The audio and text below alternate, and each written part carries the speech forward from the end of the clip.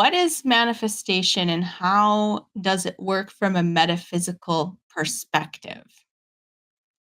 We're going to start with two metaphysical laws that we need to understand in order to understand what manifestation is and how it works. And the first one is something that I'm sure all of you are very familiar with as you're in this community, and it is the law of one or the law of oneness. And this is the idea that there is only one consciousness in the universe. It's all one thing, and it is indivisible. So, more on that in a moment. And this consciousness has been given many names. It's been called God, Source, the universe, life, reality, the I am, presence. And it seems kind of like a paradox to say that everything is one, yet this one thing has not been divided when we look around and we see so many different things. But the one thing that exists, we could say, is beingness. And that beingness is fully present within everything. You can't divide it, you can't dim it down, you can't take away from it. Beingness is fully present within everything. And so that is the basic fundamental principle to understanding how the universe works. Another way that we could describe this oneness is to say that it is reality. This simply means that it is what exists. It is what is real. It is the only thing that exists, and it is the only thing that is real. It is reality. Sorry about my cats. They're very playful right now. If you hear any noise, it's them getting into things in my closet. When I first met Jamie of Refractive Healing, I was coming out of a very challenging time. I felt anxious, overwhelmed, disconnected from myself, from Source, and from my divine guidance. But during my first session with Jamie, something shifted. In the safe space created by Jamie's presence and healing intuitive gifts, I was able to receive a clear message from my guides for the first time in months. Every day you guys ask me the same question: how can I connect to my guidance? I would like to share this gift with you. A simple and effective way that I was able to reconnect with my guidance is by booking a distance healing session with Jamie of Refractive Healing. Click here or check the pinned comment for the link. Thank you to Jamie of Refractive Healing for partnering with me in this video. So, the one thing that exists, it is beingness. It is the I am presence. That is its nature. Its nature is presence. Its nature is beingness. We could say even that its nature is awareness. And this one thing that exists is reality. It is truth. It is what exists. Thirdly, we could say this one thing that exists is love. Love is the recognition that we are all one. So, love is the practical, boots on the ground experience of the truth of oneness. Love is the recognition of shared beingness. It's that gravity, so to speak, that pulls us together and holds us together and shows us the truth that we are all part of one thing. Fourthly, we could say that oneness is life. One of my favorite words to use to describe ultimate reality, instead of calling it God or source, is to just call it life with a capital L, because it makes it feel a lot more tangible to me. If there is only one thing that exists and everything is part of that one thing, then our entire life is part of that one thing. Everything in existence around me is part of that one thing. So this book is part of the one thing. This monitor is part of the one thing. And the intangible things that manifest as my life circumstances are all part of the one thing. So God is life and life is God, we could say. And finally, fifthly, we could say that the one thing that exists is abundance. If there's only one thing that exists, and that one thing cannot be divided, then all wholeness and all abundance is available to you at all times. With this understanding, we could say that manifestation is the result of having a correct perception about reality. Manifestation is the natural result of perceiving oneness. It's living from the experience of oneness. Because when you understand oneness and you perceive oneness and you relax into the truth of oneness, manifestation begins to flow because you recognize that you're not separate from the thing that you're trying to create. Not only that, you don't have to do anything to get it, it already exists. More on that in a few minutes. So, manifestation isn't something you do, it's something that happens naturally when you correctly perceive reality. There's a couple quotes in A Course in Miracles, which I know some of you are big fans of A Course in Miracles. In chapter 1, verse 3, it says, "Miracles occur naturally as expressions of love." That's describing exactly what I'm talking about here. Miracles or manifestations occur naturally. You can never get a manifestation to happen by trying to make it happen, trying to control the outcome. Miracles happen naturally when you're perceiving reality correctly. And of course, we know that reality is love. So when you are open to a giving and receiving state, a loving state with reality, manifestations happen without you doing anything. Okay, moving on to the second metaphysical principle that we need to understand.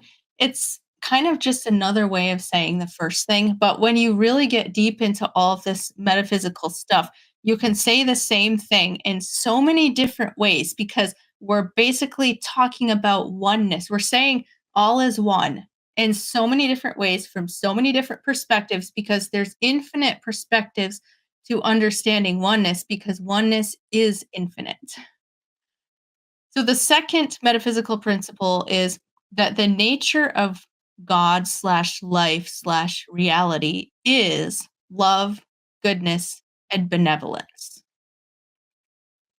It's impossible for reality not to be loving. Love is the tangible, on the ground proof that the universe is one. And it's impossible for reality not to be loving because all is one. So how we can't even be separated from it, right? And love is the proof, the evidence, our experience of the fact that we are all sharing the same being. So if God is one, we could say, then God has to be love. There is no other option because oneness cannot be divided. Since love is the nature of reality, love is real. Love is what exists. Anytime you are in a loving relationship with reality, you are in alignment with truth. You are going to be in flow. Manifestations happen effortlessly. So when you're in alignment with truth, you are in a loving relationship with the universe. Anytime you resist reality by trying to control circumstances, not accepting circumstances, you are in alignment with an illusion. that you are separate from life and you knock yourself out of the flow. So manifestation shuts down in a state of trying to control. My cats are seriously playing with my light right now. Hold on. They're still kittens, so if there is something they can do to cause trouble, they will figure it out. Okay, so let's talk about acceptance and resistance for a minute. This is a topic we could really deep dive into. So when I say that if you don't accept your circumstances, you're in alignment with an illusion, I'm not saying that you have to accept abusive and unhealthy behaviors and circumstances. In fact, it's not loving to yourself or to the other people involved to do that. What I'm talking about is our perception and our the inner way that we see and respond to that situation. So let's say, for instance, that you're in a toxic work environment. You're completely within your rights to say, I'm not going to continue in this environment. I'm going to set down boundaries. I'm going to go get a different job. I'm going to do whatever I need to do to get out of this toxic situation. But what we want to look at is our inner response to that toxic situation. We don't want to go into a state of resistance and try to control what others are doing. So, what we want to do instead is be in a state of allowance and acceptance towards reality and openness towards reality. These people are behaving how they're choosing to behave with their own free will, and I cannot control them. It doesn't make their actions acceptable, no, but I am accepting that I can't control their actions. All I can control is myself and my response. I'm not in control of how life unfolds. I'm not in control of how anyone chooses to behave.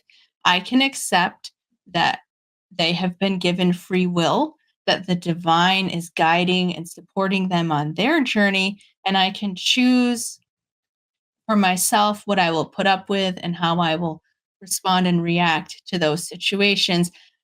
But we always want to come from an inner state of being in allowance, allowing people to have their free will, but I can still set boundaries of what I will tolerate in my life, if that makes sense. But it's the inner response. Let them be where they are. I don't have to be a part of it, but I can keep peace within myself and I can still remain open towards life. So, when I talk about resistance to life versus allowance or surrender to life, this is what I mean. We want to keep an internal state of allowing life and people and circumstances to be what they are. Stop taking responsibility for people and situations. Stop trying to control people. Stop trying to control outcomes and circumstances. Stop basing our happiness and our peace of mind on trying to control outcomes. So I'll give you an example of this, just a minor little example. I had this come up the other day. I needed to start work at 9 a.m. in order to keep on track, get everything done that I needed to get done that day. And I wanted to have 30 minutes before 9 a.m. to get outside, take my dog for a walk, get some exercise. But I ended up having to make an emergency trip to the store and I lost my exercise time. And I knew I was going to get started with work late. And on the way to the store, I found myself feeling so tense and frustrated, like I'm going to lose my exercise time. And that's so important to me. And now I'm not going to get started with work on time. And it's going to get my whole day, it's going to push my whole day back. I won't get everything done. And I caught myself and I realized I'm out of flow. And if you dig back to see why you're out of flow, it's almost always, at least for me, because I have an erroneous belief that I need a certain thing from life in order to make me happy or to give me peace of mind. In this case, I had a belief that I need to start work at 9 a.m. in order to have peace of mind about my day. Now, there's a subtle difference here. It is true that I needed to start work at 9 a.m. in order to get everything done reasonably that I wanted to get done that day. But where I went wrong is I took it a step further and I said, I need to start work at 9 a.m. to have peace of mind about my day. And that's where I started trying to control reality, trying to control a certain outcome in order to give me peace.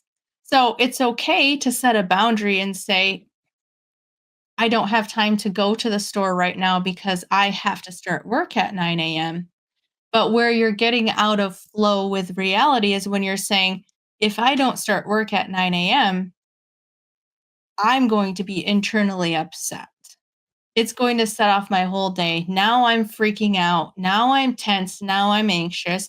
And we're not judging emotions either. I'm not saying that it's wrong. Of course, we're human. We have these emotions come up just like I did the other day. But then we thank the emotions. Thank you for showing me where I'm out of alignment with reality right now. Now let's bring it back in. Now let's surrender to life and trust that life all is one. Life is omniscient. I can surrender into the flow and trust that if I don't get started at 9 a.m., it really is going to be okay. And life will support me in the exact ways that I need to be supported. The other day in the car, I was introducing a false belief that life isn't supporting me here. Life isn't supporting me in the way that I need it to in order to make me happy. Instead of realizing life is always manifesting as exactly what I need. And even if things don't go the way that I think they need, even if I don't get a specific outcome, I can still have peace of mind. So, this is the foundational understanding that will allow manifestation to flow for you. And I'll explain that more. We're going to move on to talking about the 2 steps to manifestation, where this will start to make more sense. So, the first step to manifestation is surrender. And this is the step that I feel the law of attraction community misses. The word of faith community in Christianity misses this. People jump right to trying to make something happen.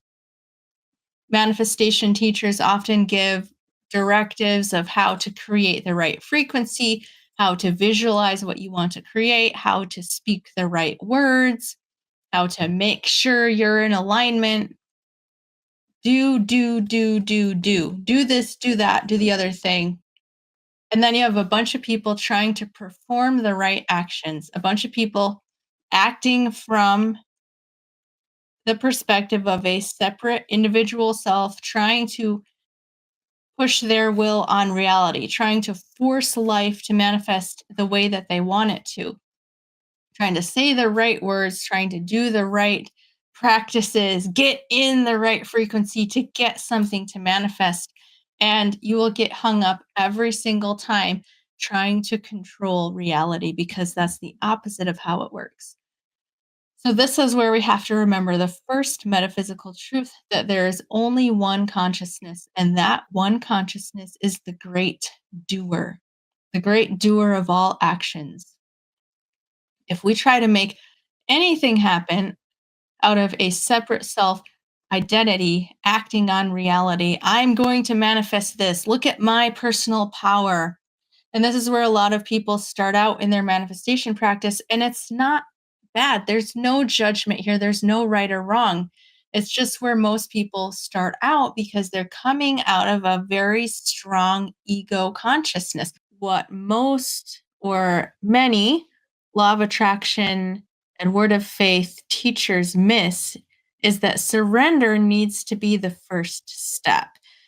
And oftentimes when we hear hear the word surrender, especially if we're coming from a religious background, that word might carry a lot of baggage for us of having to force ourselves to surrender to limiting beliefs or religious doctrines that we disagreed with or to a God that was going to throw us into hell if we didn't submit. But when I say surrender, I'm talking about surrender from the perspective of non doership. Non doership is a teaching that originates with the Advaita Vedanta tradition. And the idea is that Brahman, which is ultimate reality, or another word for the oneness that we've been talking about. So, Brahman is the only true doer because there is only one being doing the actions. And there's no separate self capable of performing actions. Therefore, doership cannot be attributed to an individual. The easiest way to understand this is to think about the analogy of the drops of water in an ocean, which has probably been overused at this point, but it's because it's such a good analogy. If we think about Brahman or oneness as the ocean, and each of us as a drop of water in the ocean, we aren't actually making the ocean do anything. We're just along for the ride. We're experiencing. The ocean is the one, well, the wind and the ocean are the ones creating the waves. A drop of water isn't making anything happen, it's just in flow. And once you actually experience that state of flow, the word surrender takes on a whole new meaning.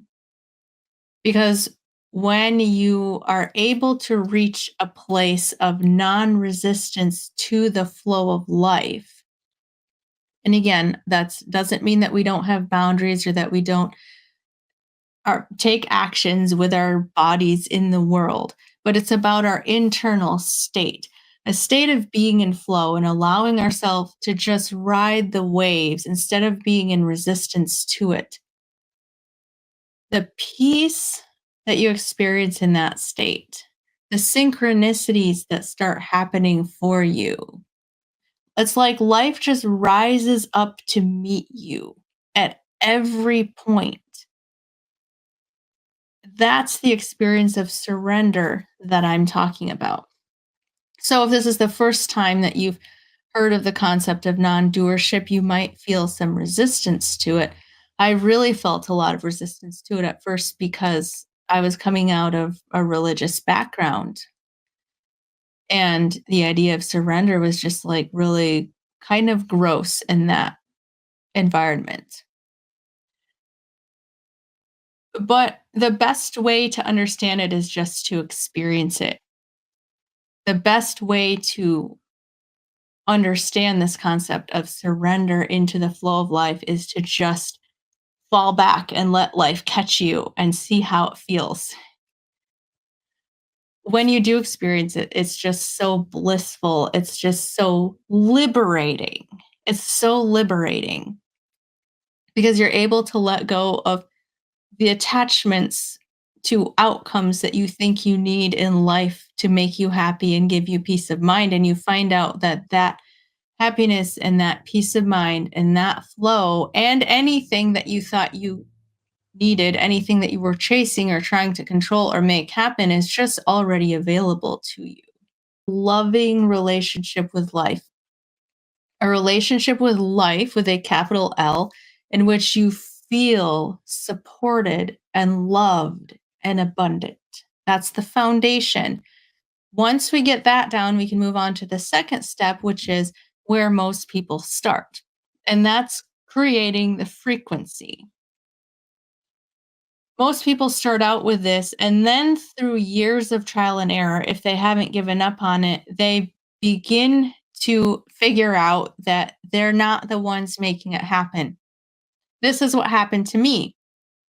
I started out in a very self empowered state, which was a necessary step on my journey. And I think it is for many people. You're coming out of that struggle, victim consciousness into self empowerment. And you're thinking, oh, I don't have to be a victim of life. Look at how powerful I am. I can create anything I want. And then the more and more you go through this process, the more clear it becomes that there is no separate self that's creating anything. The times when the manifestations flow the easiest is when I get out of the way and allow it. So we want to start with getting into that surrendered state first, getting into that allowing open state with life first.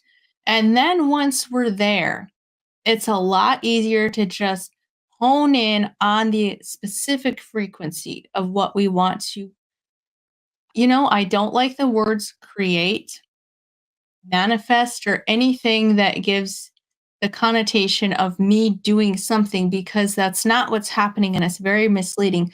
I prefer now the word receive so I can hone in on the state of frequency of what I want to receive, what I want to be open to life bringing me. And you can get specific with something in this step. So maybe you want to manifest or receive a doctor who can help you with a specific issue, or the perfect school for your child, or a best friend who shares your values, or more success and purpose in your career. It could be anything, but this is where you can hone in on specifics because you're already in that loving relationship with life where you are experiencing life as abundant. Anything that you can need will be provided at your point of need. So now I can get into the frequency of something specific that I would like to make sure I'm open to life bringing me. And this is where you can use manifestation tools like visualization, speaking in alignment, affirmation lists, with the understanding that the foundation is this loving, open, giving and receiving relationship with life with a capital L. It's a deep trusting that life is already giving and trying to give you everything that you need. And the only reason why we may not be receiving it is because we're blocking it by resisting the flow. Once you come to it with that understanding, then you can use these other tools. What you want to do is get in alignment with life and say, okay, I'm in this trusting relationship with life. Now, here's a need that I have in the physical that I need an answer for. And I know that because life is infinite, the perfect answer for this need in my life exists. So let me open to allow this specific thing to come to me. The next thing that I want to share with you here, I want to share with you signs that you are out of alignment with either of these two manifestation steps. First, signs that you're not in surrender or I'm not in surrender would be 1, a sense of trying to make it happen. If you feel that you're trying to make something happen and you feel any urgency about, okay, I have to get this right, I need this to happen so I can prove to myself that it's real, you're out of flow. Second, any ego involvement of look at my power, look at what I'm capable of. And this can be really subtle. And I've done this so many times when I've had some amazing synchronicity or manifestation happen in my life. And then there's that really subtle little bit of ego that wants to take credit for it. Well, look what I created. Like, I feel so good about myself for having done this when actually I was in flow with the universe and the universe manifested as this. And I'm not saying that you shouldn't feel good about yourself, or obviously that's not what I'm saying, but just watch out for that act of ego identification with that personal power of making something happen because it will knock you out of the flow. When that happens, just bring yourself back into alignment with peace of surrender and trust to the flow. Okay, and third sign that we're not in surrender would be a wired and anxious excitement. So ask me how I know about this one because I have done it dozens and dozens of times.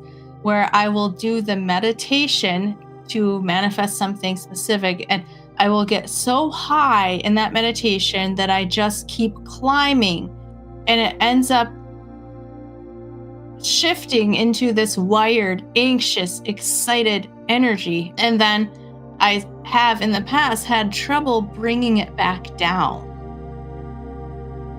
And so now I've learned to just catch it as soon as that anxious excitement starts. I realize that's not the frequency I want to be in. That causes me to crash and burn every single time. And so then I need to do a meditation to bring myself into flow with the universe and to surrender that sense of like doership and control. And I have to make this happen. Okay, signs that we are not in the frequency would be, number one, if our mind is getting caught up in drama, playing out negative scenarios that are in contradiction to what we want to create. So I've also been in this pitfall much earlier in my life. I used to do this all the time where I would want to, let's just take an example and say, I want to create more abundance in my life, but yet my overriding thoughts throughout the day are about how much I'm struggling and how hard things are. And so what we want to do is, again, not to judge those thoughts, but thank them for showing us where our perception is out of alignment with reality, and then intentionally start thinking thoughts that support the future that we want to head into.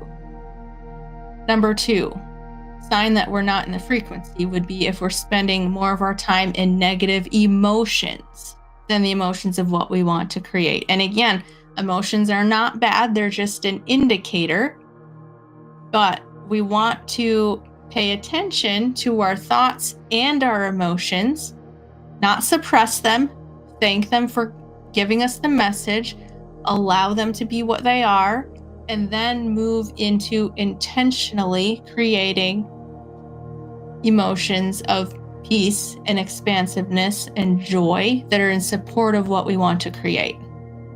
And three, sign that we're not in the frequency would be if we don't believe that what we want to manifest is actually possible.